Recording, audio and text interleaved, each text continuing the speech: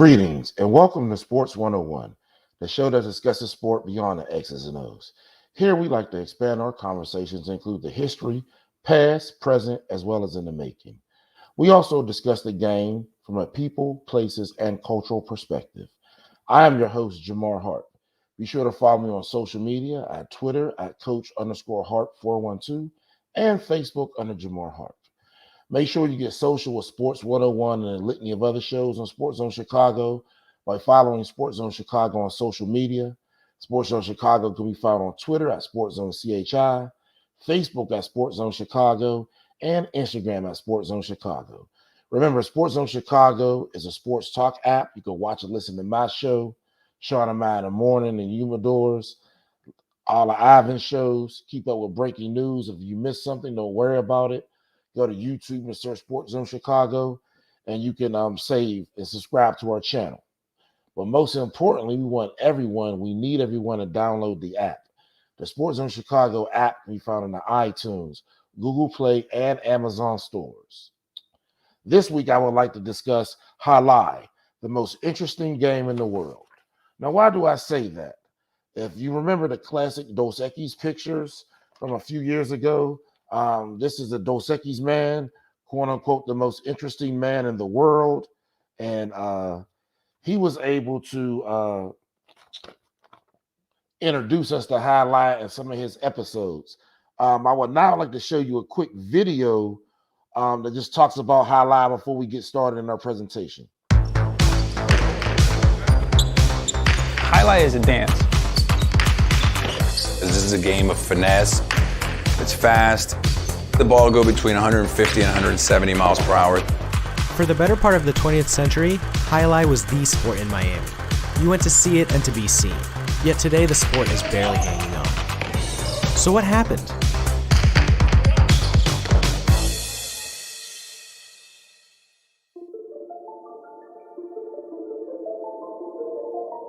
Highlight is a sport that was very famous back in the 40s, 50s, and it comes from Europe, Spain, France. In 1924, it arrived in Miami. Highlight, one of the oldest of ball games, is taking winter residents at Miami by storm. It's been dubbed the world's fastest game. You may have vague memories of seeing it in a Dos Equis commercial or in the opening scene of Miami Vice. It was an exciting sport, and we used to get a lot of celebrities that would come out and want to be a part of it and want to be seen at Highlight. That's Benny Bueno. He's one of the most decorated American highlight players of all time. He's currently the player manager at Dania Casino. It was a combination of the nightlife and getting dressed up and having a place to go. The largest crowd that ever visited Miami Highlight was 15,000 people. The arena held probably about 12,000. It's just something that's visually stimulating for someone that's never seen it. It's addicting in a sense. I've been playing highlight for 28 years. I got to experience a good 5 years of 7,000 to 8,000 people in the fronton.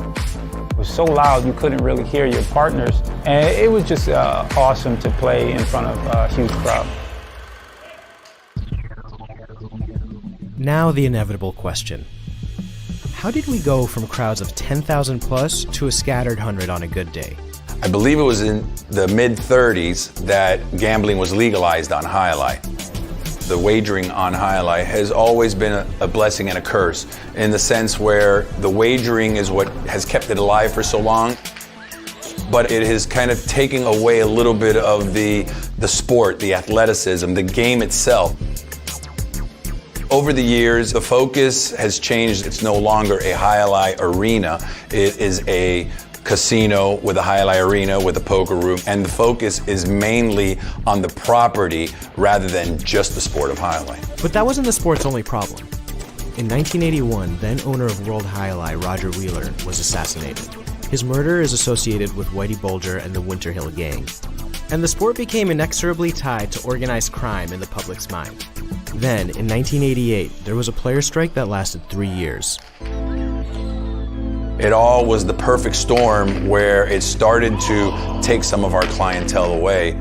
I don't want it to be on my watch that highlight goes away or fails. It's a lot of fun, and it's something that I did for 25 years, so I can't just walk away.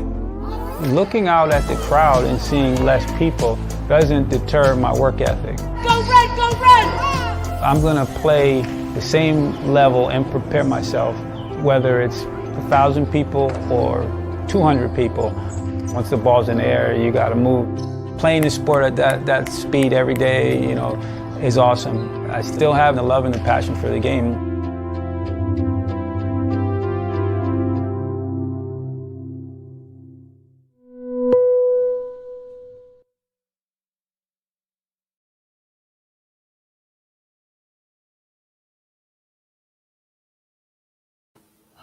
Okay, so what we just saw here was pretty much handball. If you look at New York and a lot of urban areas up north, they play a version of handball, and that's basically what we saw right there, handball. But highlight uses a basket on your hand that we'll discuss a little later, and the rules are slightly different. It's still versus another opponent, or you could do 2-on-2. However, you can do exotic moves such as run up the walls and do different kill shots by running up the wall and throwing it, uh, going in sort of a racquetball sense. So when you think of highlight, just think of handball and racquetball without the racket and just a basket. So right here, we're going to look at the Biscayne Hotel. And this was a casino in Miami. And this is one of the main places that highlight was hosted. And thousands of tuxedo-clad Miamians will come there every weekend. So when we think of Miami, think of this time where it's just becoming a big city. Obviously, you had the Scarface influence, not only the movie but the actual history of Castro opening up his prisons and sending a lot of criminals to America in Miami, and a lot of different Hispanic cultures blending. So henceforth, you see a lot of highlight. Then with the increase of gambling and organized crime, people will come to these places at night. So to avoid competition, a highlight was played in highlight arenas that also will have sometimes casinos. Nowadays, it's just a casino with a highlight area. So it was highlight arenas. It was a great sense of betting. So think of a football game that may start at 6 or 7, or basketball. You can get dressed, go out at dinner, have drinks, have a good time, and at 12 or 1 o'clock, go see a highlight match at the highlight arena. Now you just go to the casino where it's 24 hours. So instead of having singers and dancers perform at the casino at night, they have highlight matches. At the tail end of its prosperity, this hotel also hosted the Grateful Dead. Now the building is attached to a very small casino that subsidizes mid-afternoon games attended by about 10 to 25 regular people. So again, this is going from an arena to a small area where 25 people are visiting. The survival of highlight solely depended on a 2003 Florida law that allows a pari-mutuel and table gambling agreement wherever highlights played. So what the state of Florida did was to say you can have table gambling as long as you have a highlight in there, and that's the sport, because this casino is open 24 hours.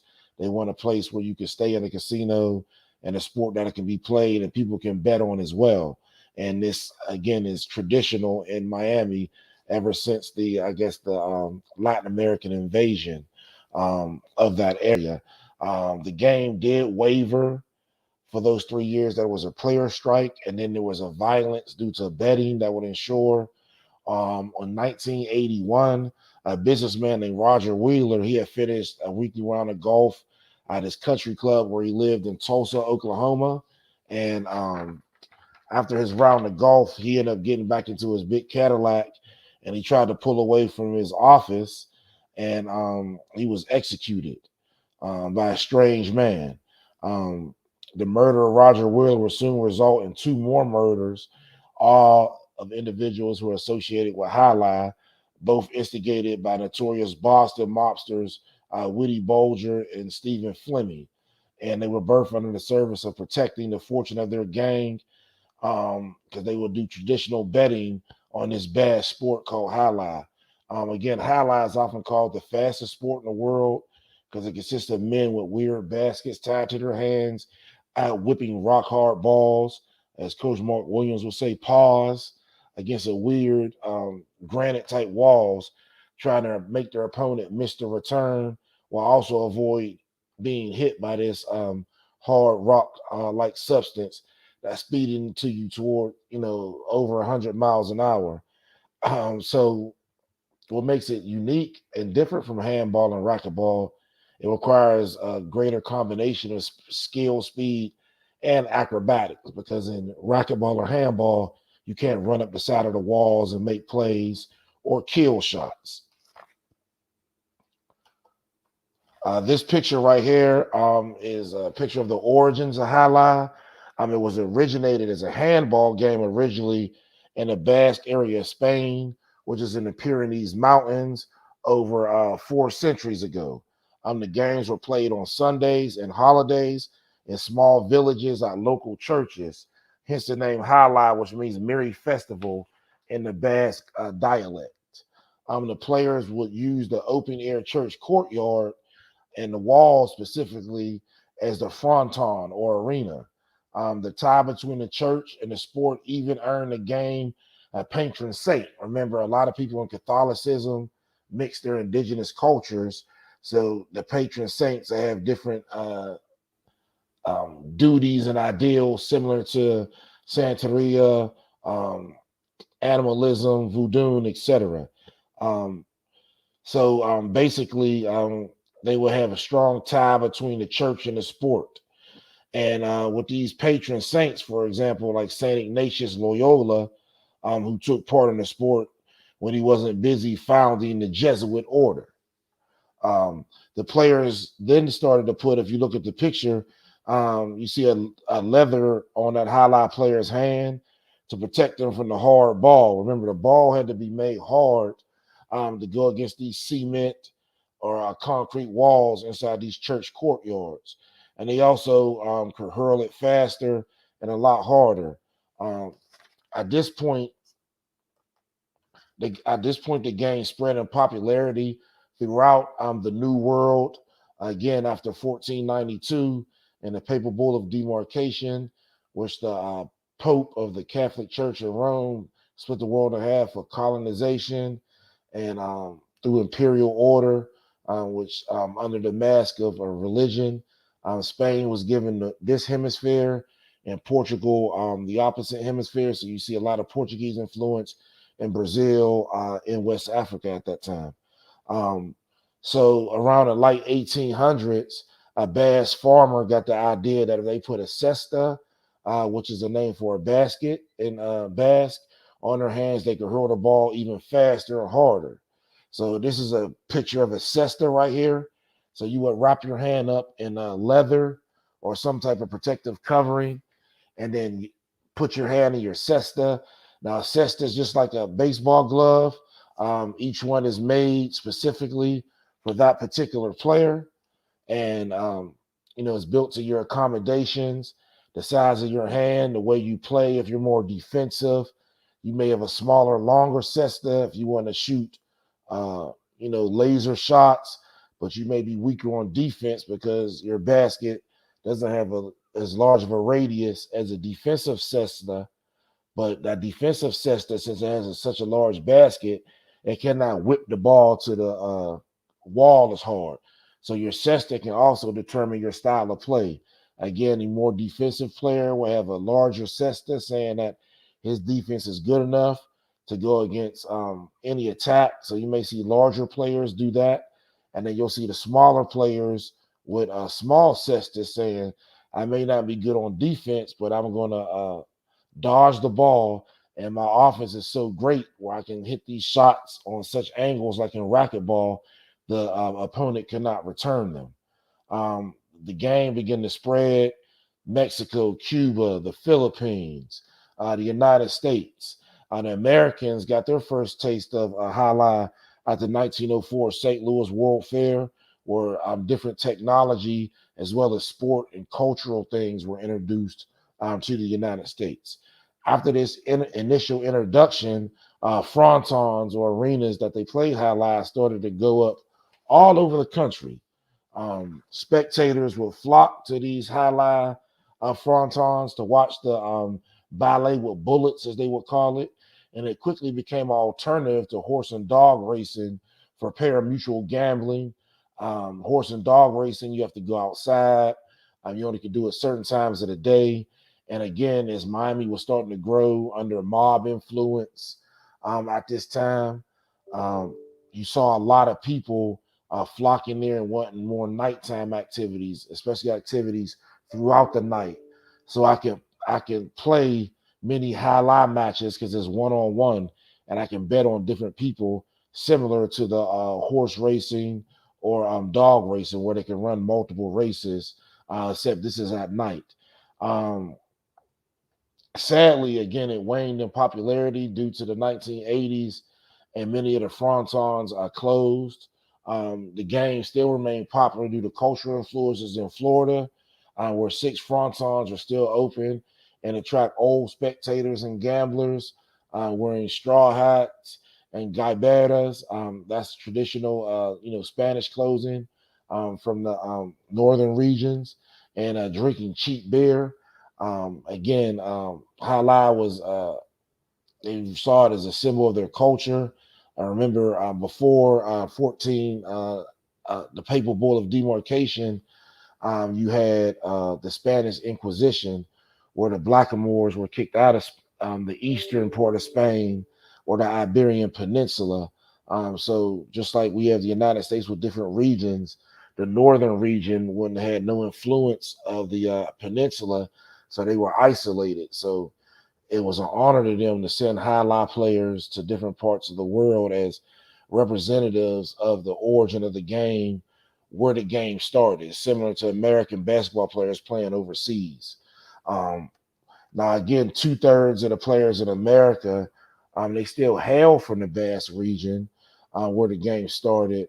Americans have proven their prowess on the court. This picture right here, again, is of Mr. Cornbuilt, whose personal name, or Joey Cornbuilt, who simply went by Highlight Joey. He led the American highlight team to a bronze medal at the World Amateur Championship when he was 15 years old. The Miami native turned pro at 16, and he played for the team known as Miami Highlight. He was the first American-born player to become a world champion. Joey Cornbuilt, he holds the record at Denia for the most wins. He's recorded 186 wins during the 1988-89 winter season. Again, they had different seasons based on what different sports, but then highlights starts going different seasons. So just think of it like this year when we had COVID, you had a spring season of football. Now you're going to have fall football. So he played in the winter and summer. So he played year round. He retired in 1995 after 24 years. And his number 37 is the only highlight jersey ever retired. Joey was known for his kill shots that ended games. So remember when we talked about baskets, the highlight basket that was smaller could be used more as a weapon for more athletic players, so you can create more kill shots. And the highlight basket that's wider is more defensive. Think of a catcher's mitt or a first baseman, or even a hockey goalie whose mitts are larger because their job is just to simply catch. So depending on how you played the game, and that's what made it different. If it was two defensive opponents, just like in boxing, it usually wasn't a very good game. However, the best games were like two offensive opponents. So you see two people kind of run off the walls. That's when a lot of injuries happen. Remember, there used to be deaths at these games because the ball would hit people in the head or chest or thoracic region, and a lot of fatal injuries and deaths. It was very brutal and violent, and then plus he playing it in the middle of the night with drunk people, often involved with illicit crime. You can see the type of environment that it was in. In the past few years, Highlight has also gained more attention and is attempting to make a small comeback. Again, invoking references to that Dos Equis commercial, where the most interesting man and moral man is spectacular highlight move that could be responsible. And there's some other things that I'm going to give you a little bit later. St. Petersburg, Florida, and this is big because this is north of Miami. They recently opened a highlight facility to train new young players to keep the sport going. They also have a highlight organization that plans to open facilities in Dallas, Texas, and Hartford, Connecticut. While most people have been to horse races, but watching a ball being hurled at close to 200 miles per hour and men dive into the ground trying to avoid it or catch it. So if I'm trying to catch a ball that is going 200 miles an hour as hard as a rock, if I miss it, I'm going to get hurt. And running up and down the walls to get this same ball, should I throw it on an angle so the person cannot stop it, is pretty amazing, especially again if you're drunk in this heightened atmosphere in the middle of the night. So the sport of highlights is going to get more attention. And remember, if we can have trampoline as an Olympic sport and walking, why not highlight? So we're going to take a quick break, and when we come back, we're going to talk about the new origins of highlight and how that we can keep this game flowing with cultural infusion from other sports. I am Jamar Harp, and this is Sports 101.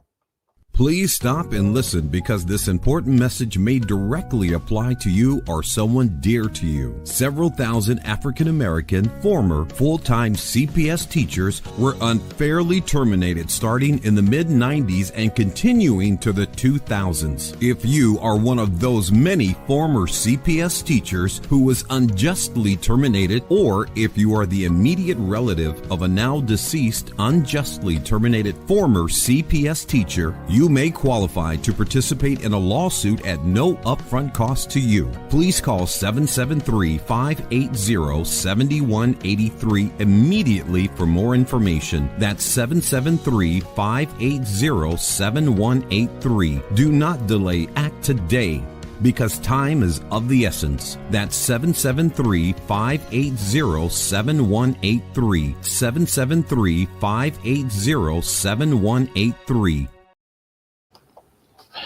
Welcome back. I am Jamar Harp, and again, this is Sports 101, the show that discusses sport beyond the X's and O's. We like to talk about the game from a people, places, and cultural perspective. You're looking through the lens of history, past, present, as well as in the making. Please make sure you get social with Sports 101 and a litany of other SportsZone Chicago shows by following SportsZone Chicago on social media. You can find SportsZone Chicago on Twitter at SportsZone CHI, Facebook at SportsZone Chicago, and Instagram at SportsZone Chicago. Subscribe to the YouTube channel, search SportsZone Chicago, but most importantly, download the SportsZone Chicago app. The SportsZone Chicago app can be found in the iTunes, Google Play, and Amazon stores. Now, before break, we were talking about the connection. Now, most people talk about, going from track to football or wrestling to football or playing football and baseball. But we actually have a situation where to keep the game going, highlight was solely marketed to football players from a specific area and a specific team. So we've heard a lot about the or the University of Miami football, but in its waning days during probation, a lot of the players that played at that time are still playing highlight. And I would like to introduce that to you at this time.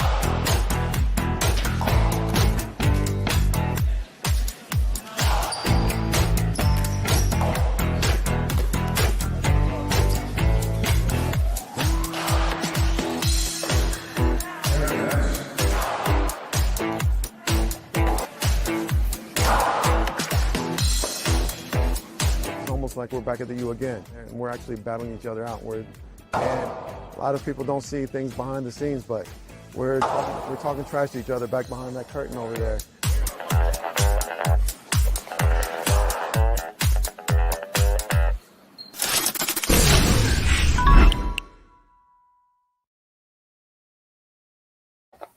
Again, you saw the former Canes there playing Highlight, the world's most interesting game. Juan Ramon Arasante had witnessed the rise and fall of Highlight in Miami. Now he's preparing to see this resurgence or genesis with new faces from formerly collegiate football, the Miami University Hurricanes. Arasante had arrived in Miami from Spain in 1978 and played for 20 years, mostly in front of big enthusiastic crowds. However, in 1986, he appeared in a Miami Vice episode about Highlight titled Kill Shot. Highlight, then the world's most fascinating ball sport, fell off in the 1990s and didn't get a boost again until 2018 when Florida banned greyhound racing due to heat and other factors involved with heavy PETA protests. And casinos needed a pair of mutual activity. And what that means is they needed activity where all bets are pooled to continue offering slots and table games due to the state's legislation. So in January of 2018, Magic City Casino tasked Arasante with coaching a new Highlight roster, but the job came with a twist. Whether to hire those from Spain, traditionally from the Basque region, and other countries who grew up playing Highlight, the standard approach from Miami Casinos, Magic City sought players who connect with the audience of Magic City. So Magic City, similar to the strip club in Atlanta, had a more urban crowd. So the casino recruited former athletes from the University of Miami and other Florida colleges with zero experience, but had a strong desire to learn and play the game of Highlight. Miami emailed hundreds of its athletes for the past 20 years on the sports information department, and about 10 agreed to try out for the Magic City Highlight team. They thought they were going to get guys just out of college in their 20s, but they had some guys come in their late 30s and overweight. He thought, what the hell was he doing? But despite these concerns, Arasante understood Magic City's strategy. As a manager at the casino in Miami, he had to struggle to get players to promote the sport. So most people didn't speak English and wouldn't meet with reporters that came from Spain. These University of Miami former athletes didn't have the experience, but they had the personality and name recognition to get people in these casinos, especially late at night. These group of former Hurricanes included quarterback Kenny Kelly, who also played 26 Major League Baseball games for 3 different clubs, Darryl Roque, ex-Hurricanes pitcher, who won a College World Series championship in 1999, Tenard Davis, a D-back who played for Miami from 2002 to 2005, and also won a Super Bowl ring with the Indianapolis Colts as a practice squad player. Most of the recruits knew little to nothing about Highlight. Some struggled to pronounce it, but in an unfamiliar sport, they saw renewed hope for their athletic dreams and were able to make some money. You saw the last tournament they played in, the top prize was $400,000. So most Highlight players, if you play a full season, can make 6 figures. Again, earlier this month, the Miami Casino launched forth its season of Highlight, featuring several former Hurricanes who once thought their clocks had expired and their professional careers had long gone. Their help reviving this sport and rebranding it in a city where it was once celebrated can not only take this sport growing, but move it throughout the United States. In closing, what can Highlight do? Highlight can break down barriers, introduce elements from different cultures, and also broaden horizons. Competition in quote-unquote non-secular sports also gives opportunity for those who have maybe been cut, retired, the Turk ran into them in the hallway, and different things that ended their professional careers.